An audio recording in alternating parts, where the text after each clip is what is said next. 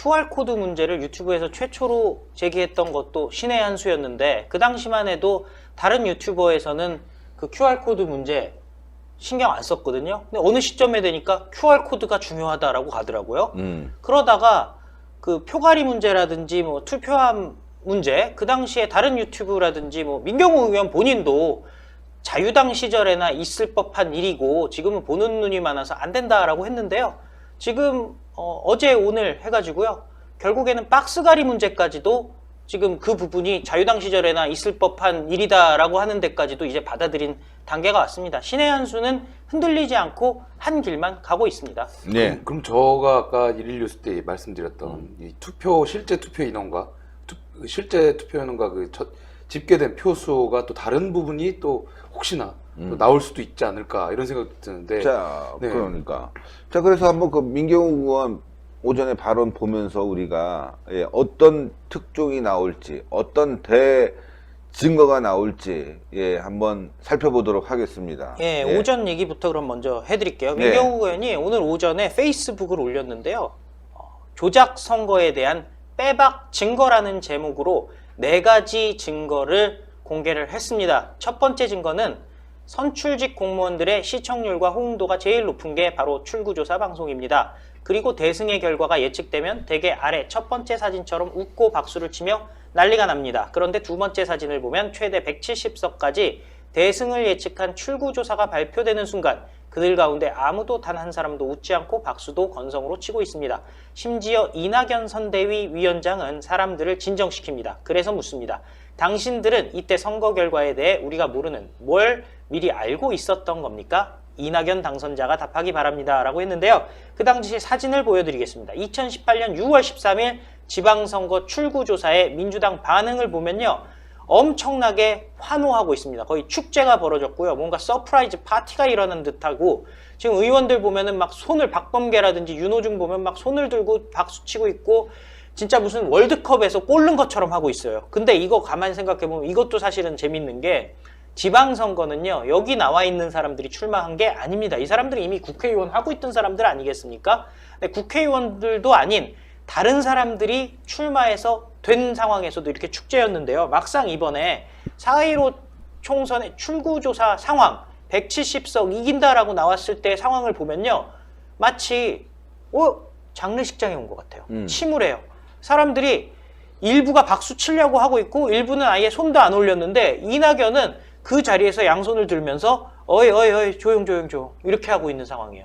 뭔가 알고 있었던 게 아니냐라고 민경우 의원이 문제를 제기를 하는 겁니다.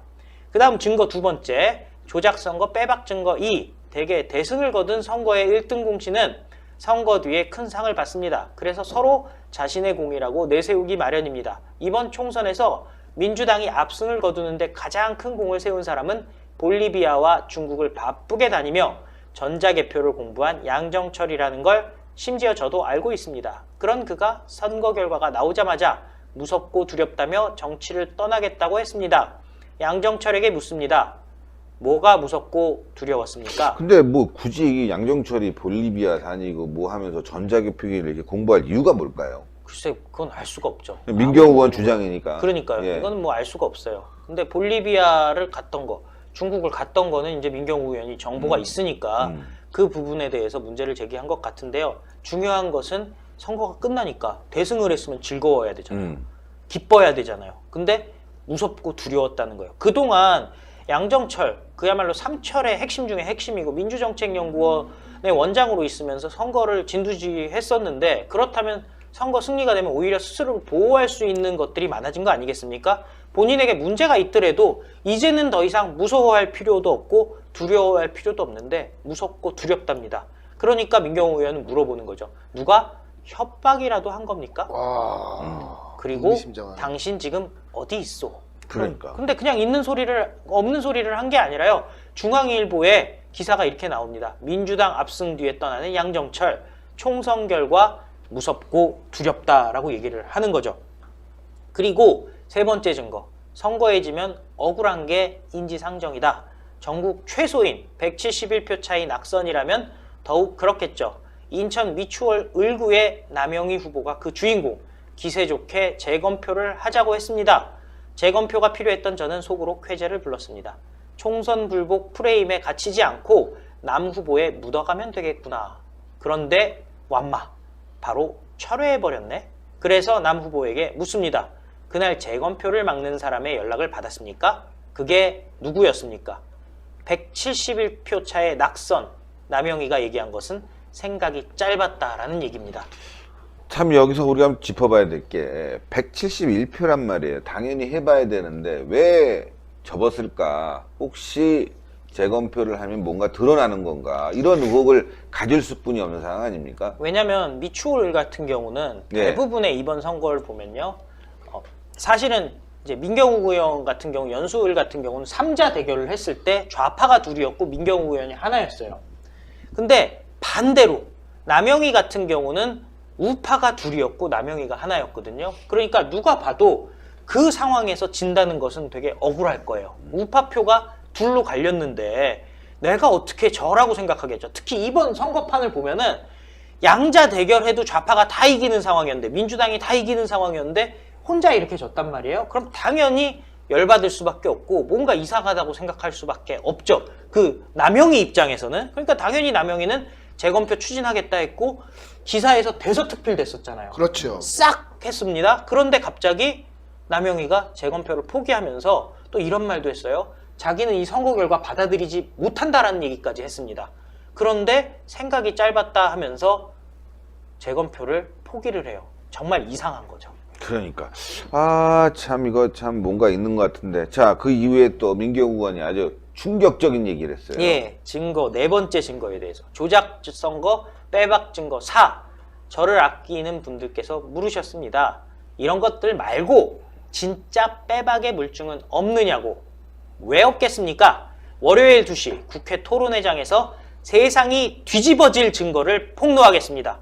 조작 선거 사건이 분수령을 맞을 것입니다라고 얘기했습니다. 자, 오전에도 말했지만 월요일 오후 2시 국회 토론회장에서 세상이 뒤집어질 증거를 폭로하겠습니다. 야, 이거 대단한 건데요. 자, 이 부분에 대해서 네. 간접적으로 좀 취재한 부분이 있죠. 네, 지금 너무 중요해서 지금 뭐 비밀이긴 하지만 네, 정보 소스는 얘기 못하죠.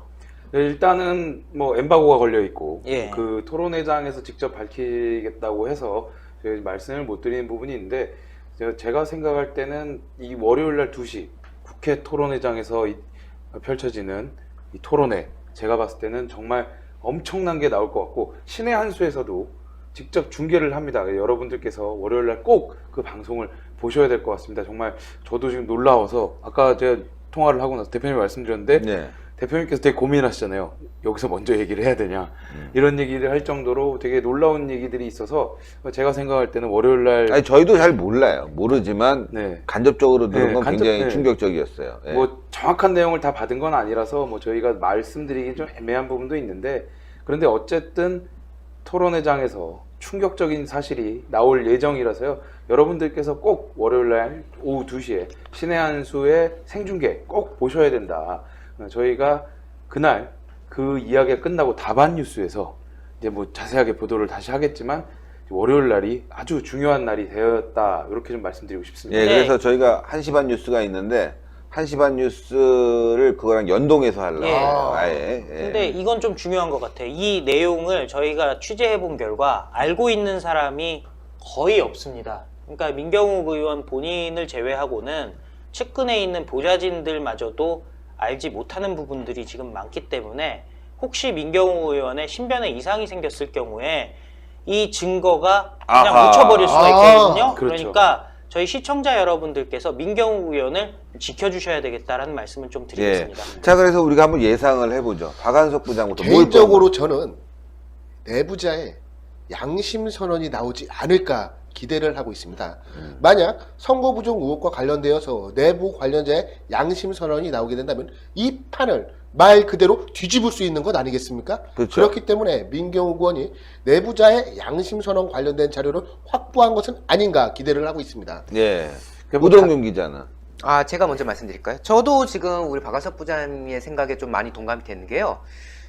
사실 그동안 저희 신한수에서 얘기했던 여러 가지 관련 의혹들 중에서 많이 언급했던 게 이제 관리상의 문제 이런 것들 아닙니까? 그렇죠. 가령 투표를 한 그 용지들을 옮기는 과정에서 너무나도 부실했다.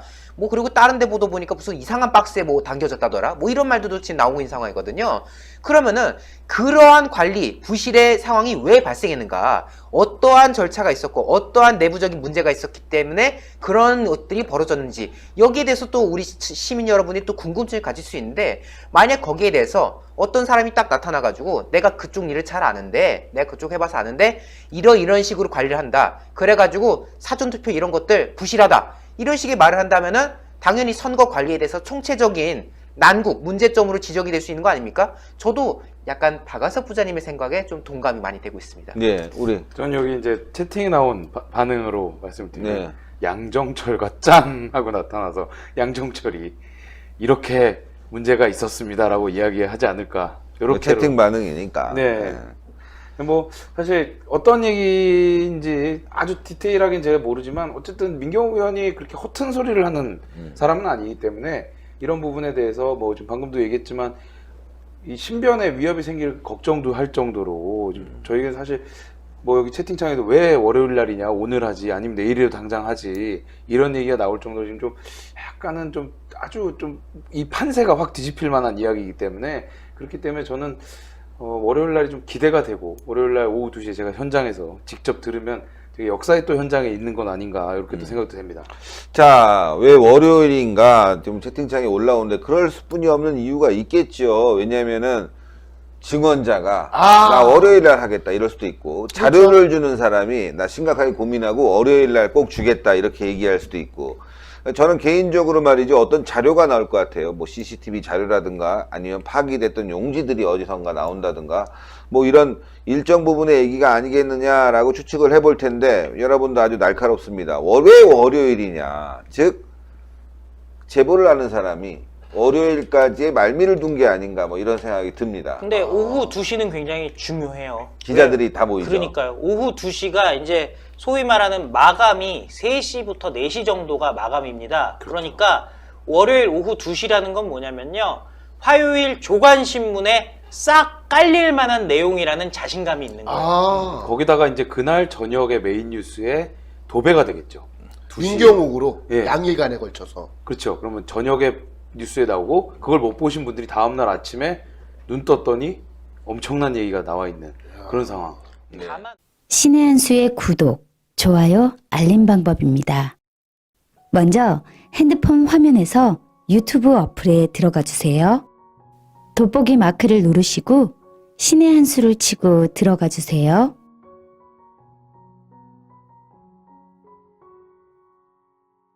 보실 영상을 눌러주세요. 아래의 구독 버튼을 눌러주세요. 그럼 종 모양이 나옵니다. 그 종 모양을 눌러주시면 신의 한 수의 새로운 영상들이 알림이 울립니다. 그리고 엄지척 좋아요 버튼을 눌러주세요. 여러분의 구독, 좋아요 버튼은 신의 한 수의 큰 힘이 됩니다. 댓글로 여러분의 많은 의견도 듣고 있습니다. 응원의 댓글도 부탁드립니다.